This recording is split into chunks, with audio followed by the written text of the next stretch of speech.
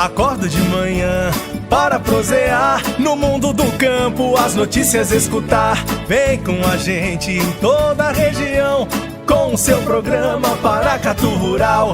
Tem notícias, informação e o mais importante, sua participação. Programa Paracatu Rural. Programa Paracatu Rural.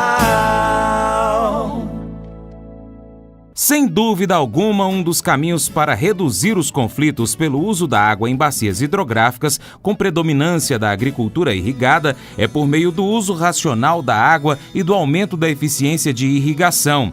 Entretanto, a falta de consenso na definição e na aplicação de critério para avaliar a qualidade da irrigação nas diferentes situações, a não consideração da escala do problema e a falta de uma análise mais abrangente tem dificultado a comparação do desempenho dos sistemas de irrigação nas diferentes regiões e o estabelecimento de metas mais qualificadas e realistas para a melhoria da eficiência da irrigação na escala da bacia hidrográfica.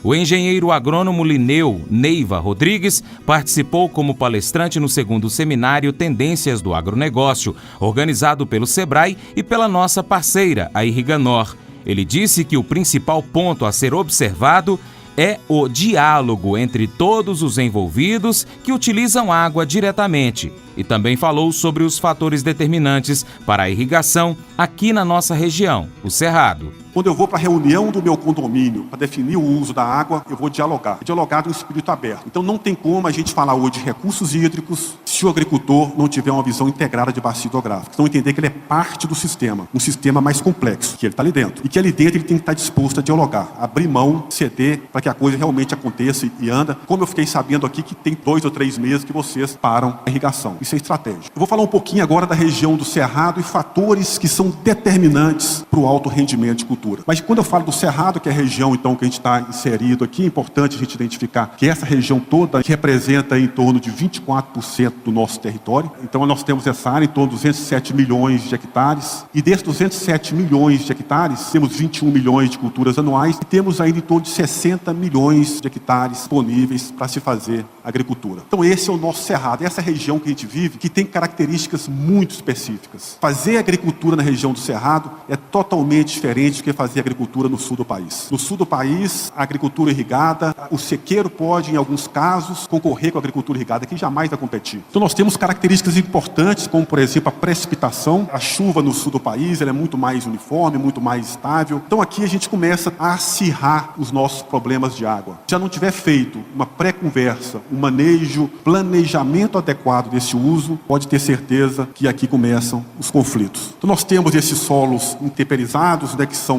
de baixa fertilidade. Graças a Deus é fertilidade, não é problema físico, que os nossos solos em termos físicos são muito bons, muito impermeáveis. Essa chuva que cai, ela infiltra, recarrega os aquíferos. Isso é fundamental para essa água aparecer na época da seca. Então esse trabalho na bacia de conservação da água, de segurar mais a água, não só nas barragens, mas no nosso principal reservatório, que é o solo, ele é fundamental. E nós temos aí o principal produtor hoje de alimento, quase tudo hoje se produz no Cerrado. E eu vou dar um destaque aqui na questão da soja, e que temos em torno de quase 60% da soja produzida no Cerrado. Então é muita soja, e o Brasil agora passou os Estados Unidos na produção de soja, isso muito graças aí à nossa produção. Então a soja, 15 anos atrás, quando eu cheguei na Embrapa, vindo dos Estados Unidos, eu estudei em Nebraska, onde a soja, o cinturão de soja nos Estados Unidos, irrigação por tudo quanto é lugar, eles têm orgulho de ter irrigação, e a soja é irrigada. Eu vim para cá com o conceito de soja irrigada. O pessoal ria de mim, a soja é uma cultura forte, cultura de sequeiro. Negócio de irrigação em soja, hoje tem convites aí frequentes para dar palestra em questão de irrigação de soja, mostrando principalmente que a soja hoje representa aí, em termos 90% da nossa agricultura no Cerrado, isso é importante, e que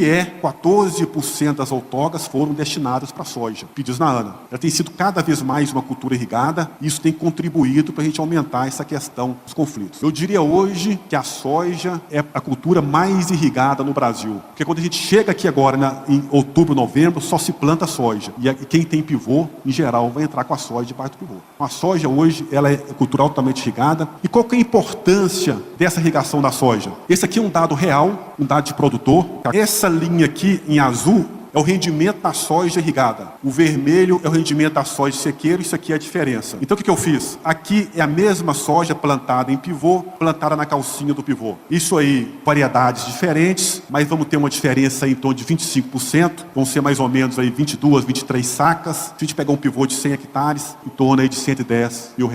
Então isso, na média, muito acima da média, a soja é uma cultura interessante. São vários os desafios a serem enfrentados pelos irrigantes, mas sem dúvida alguma os principais e de mais difíceis soluções são aqueles que não dependem somente do agricultor. Por exemplo, a gestão de recursos hídricos, que é peça-chave no processo de ordenamento do uso dos recursos hídricos e de segurança hídrica. A integração efetiva e verdadeira das ações institucionais e das políticas públicas setoriais. O palestrante Linneu disse que é necessário para ter um bom rendimento na atividade. Então, o que a gente precisa para ter altos rendimentos em soja, obter os 115, 120, 140, sair dos 70 sacas, né? São vários fatores. Manejo, planta, solo, clima. Mas clima, gente, é 50% e aqui a gente pode mexer muito pouco. E o principal fator é a chuva. A chuva é protagonista nesse fator. A chuva ela impacta a oferta, impacta a demanda, impacta a irrigação, então ela impacta a produtividade, ela impacta tudo nesse contexto, então ela é estratégica nesse processo. E aqui eu vou mostrar algumas simulações.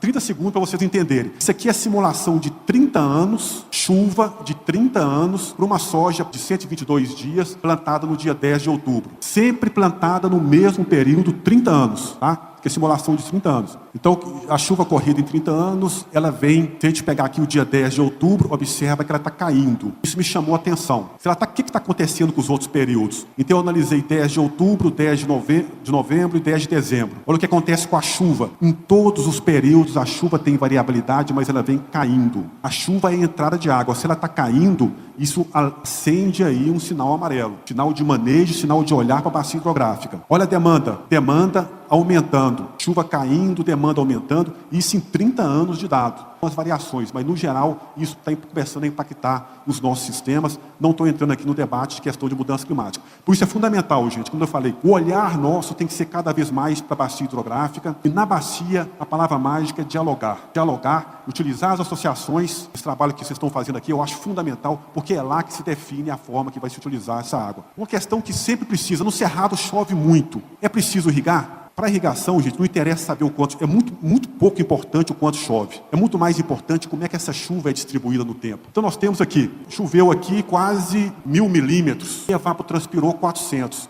Isso tudo aqui é excesso de chuva. Choveu muito mais do que a planta precisava. Mas mesmo assim precisou de irrigação. A irrigação foi importante. O que interessa é a escala temporal diária nesse processo. E aí a gente utiliza modelos de simulação para fazer vários cálculos. Esses modelos consideram o solo, consideram a planta, consideram também o clima nesse contexto, tá bom? Aí, uma pergunta que a gente responde por meio da modelagem. Muitas pessoas acham que a cultura produzida sobre irrigação, que toda a água vem da irrigação. Muita da água, mesmo da irrigação, ela vem da chuva. É o que eu chamo de ano verde e de ano azul. Olha o ano verde aqui, ó. Nesse ano, a cultura recebeu muita água da chuva e quase nada da irrigação. Muita chuva e quase nada da irrigação. Esse foi um ano azul, pouca chuva e muita água da irrigação. Então a água da irrigação ela é variável, né? E quanto da chuva é utilizada? Então nós temos que isso aqui é o total de chuva que ocorreu no período, em outubro, no plantio da soja. Em média, essa aqui foi a chuva. Quanto disso que a planta utilizou? Em média, aí, em torno de 40%, 50% que choveu. A maior parte dessa água vai embora, vai recarregar os aquíferos, tá bom? O impacto da época de plantio. Isso aqui é uma curva de permanência, simulando 30 anos do plantio de soja. Se eu oferecer 200 milímetros para o produtor, ele vai garantir a produção dele em 85% do tempo. Se ele mudou o plantio para o dia 10 de novembro, mais ou menos a mesma coisa. Agora, se ele plantou lá no dia 10 de dezembro, aquela quantidade de água que eu disponibilizei para ele não só vai ser suficiente para atender a demanda dele mais ou menos 40%, 50% do tempo. Então, olha como é que varia essa demanda de ano para ano, e isso é muito importante, essa variação. Porque se a gente pegar um pivô de 100 hectares e pensar nessa curva que o produtor plantou no dia 10 de outubro,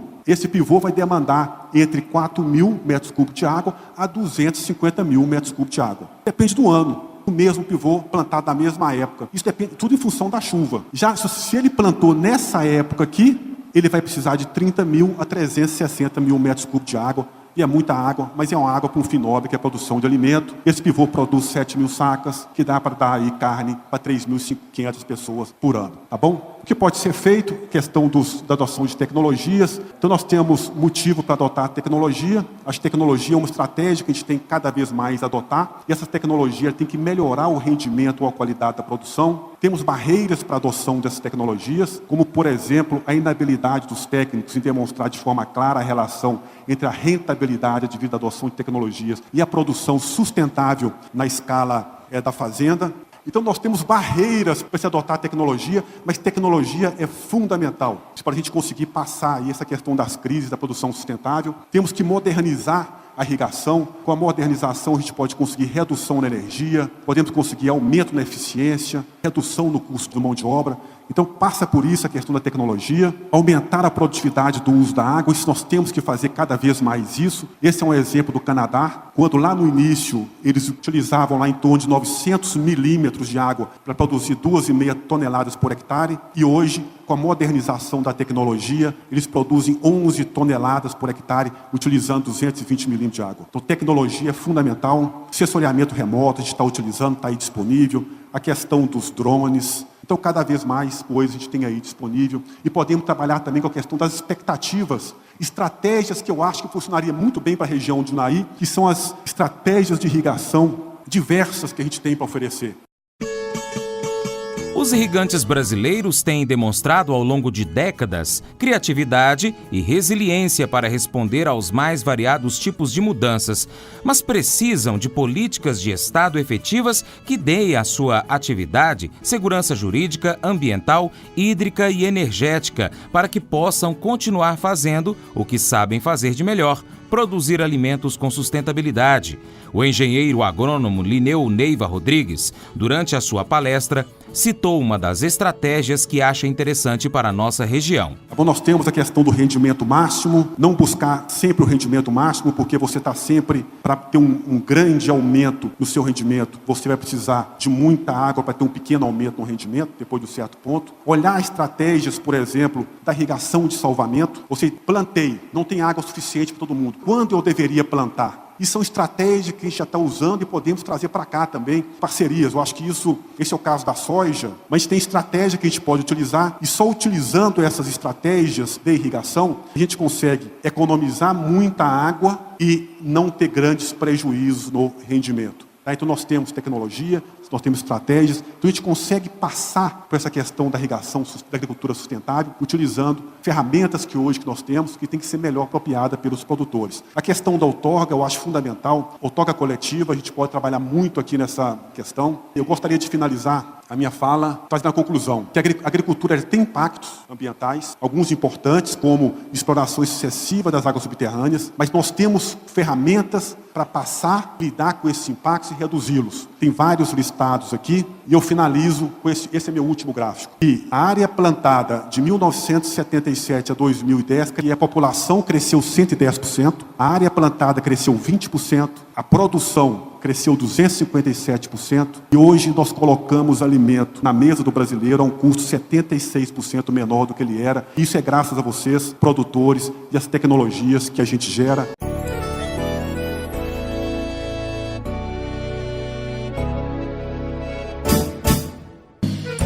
Acordo de manhã para prosear no mundo do campo, as notícias escutar. Vem com a gente em toda a região com o seu programa Paracatu Rural. Tem notícias, informação e o mais importante, sua participação. Programa Paracatu Rural. Programa Paracatu Rural.